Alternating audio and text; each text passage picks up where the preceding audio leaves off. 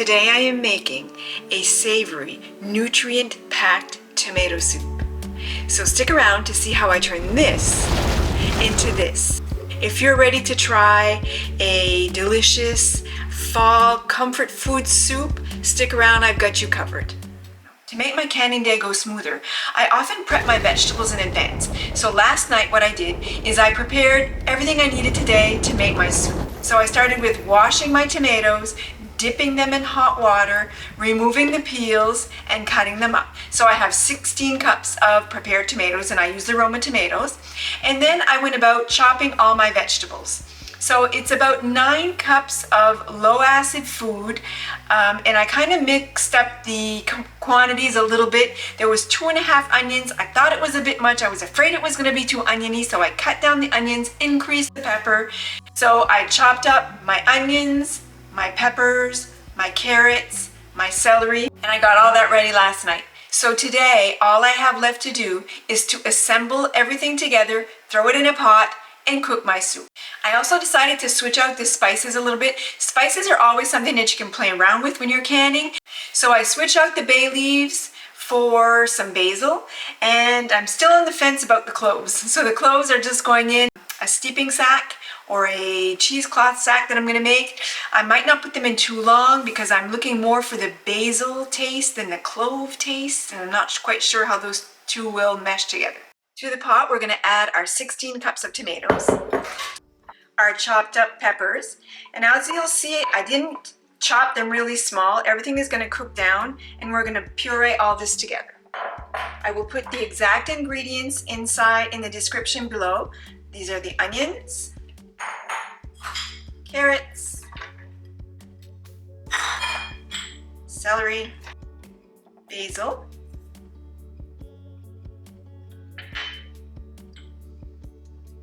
two cloves of garlic, and it's salt and pepper to taste. So I'm going to start off by adding some salt, and remember we're going to be canning this, so it has to be a pickling salt. So salt and pepper to taste. I can't emphasize enough the importance of tasting your food as you're cooking, because if you don't taste it, how are you going to know? And if you taste it and it tastes bland while it's cooking, it's not going to taste any better. I've added my cloves to a cheesecloth, and I will add those in a little bit. Now let's move all this over to the stove. So now all that's left to do is to cook this down until the vegetables are tender. It's really simple to make. So I've got this about on a medium heat to cook it down slow. I don't want it to burn in the bottom of my pot. And once your vegetables are nice and tender, we can move on to the next step. I think my soup is ready. My vegetables feel pretty tender. I'm going to try to break it up nice and smooth with my immersion blender. If this doesn't work, I'll pull out my big blender. So if you don't have an immersion blender and you have another blender or a food processor, you can do it that way as well. I just feel the immersion blender will be a little bit easier if it goes well. So I'm going to break this up. If it's not quite tender enough, I'll let it cook a little bit more and try again. Decided to pull out the big boy. I figured it would give me a much better result, and I didn't want to leave some chunks behind, which sometimes happens with the immersion blender. I'm going to give it a taste. Remember, always taste your food. If it doesn't taste good now, it won't taste better later when you open your jar. It's very savory. It's very good. Not disappointed. The only thing is that I kick myself for not having made more.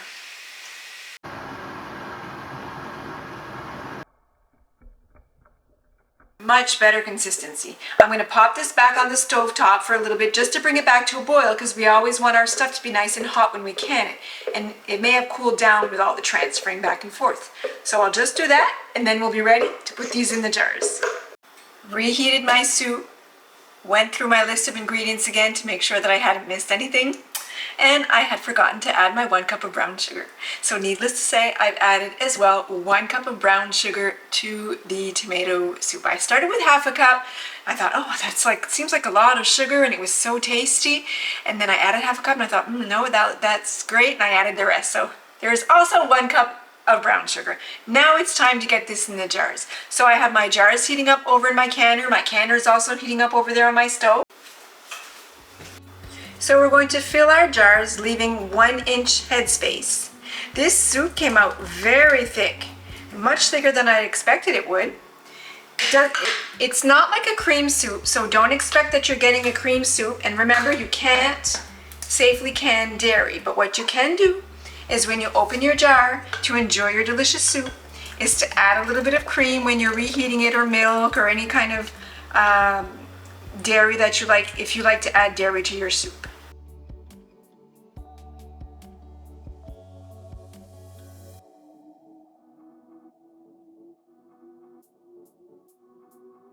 Once you have your jars filled, you're just going to kind of debubble them a little bit. Try to remove any air bubbles that would have gotten lodged in the bottom of your jar. Make sure to wipe down the rims so there's no food on the rims that would prevent your caps from sealing. Add your caps to the jars. And then your rings, just fingertip tight. Remember, we will be pressure canning these. Once you've placed your rings on top, just make sure to transfer them over back to the canner. I very happily ended up with 8 jars of tomato soup. I'm not quite sure, I didn't look at the recipe to see how much it was supposed to make, but anyway, I'm very happy with 8. It's more than I thought it would be. All right, so what we're gonna do next is make sure everything's up to par. Everything's working well on your canner. Put the cover on. Increase your heat. Once we put our cover on, we turn up the heat. We're going to let this get to a good hard boil inside where the steam is going to be shooting out of our vent. Once that happens, then we're going to vent our pot for 10 minutes. And usually that button comes up too. So the button has come up. Now we're going to put the timer for 10 minutes. Okay. The 10 minutes are up. It's time to put on the weighted gauge and build the pressure inside the canner.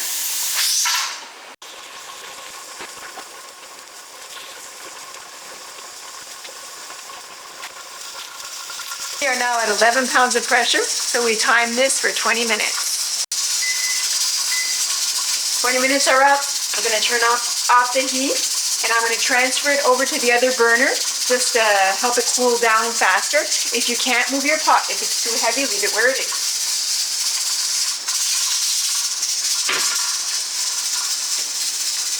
So now we let it depressurize on its own. You don't want to force it. Don't put it under cold water to try to get it to cool down faster. That's really dangerous. You got to let everything happen on its own. The dial is going to go down to 0. The button's going to drop. Then you remove the weighted gauge, wait 10 minutes, and then you can safely remove your cover. Not before. The button is dropped, so we can remove the weighted gauge. And now we wait for another 10 minutes before we remove the cover. 10 minutes have gone by. It's now safe to remove the cover. Make sure to flip the cover away from your face because it's still pretty hot in there and there's a lot of steam.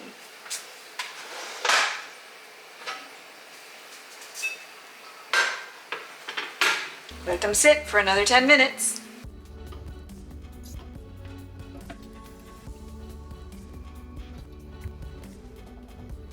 I have ended up with 8 jars of tomato soup. Looking forward to eating those on a nice cold winter day. Don't forget to write on top of your jars what it is that you put inside of your jars and what year you made them. Also, remove the rings after 24 hours. You got to leave your bottles untouched for 24 hours. Let them settle. Once they've settled, remove the rings. Don't store them with the rings on top. You can leave them in a cold, dry, dark environment for at least a year and probably a lot longer. It'd still be good to eat. I do hope you've enjoyed my video. I hope you enjoy my channel. If you do, give it a big thumbs up. Don't be shy. Hit that subscribe button and be sure to check back again soon.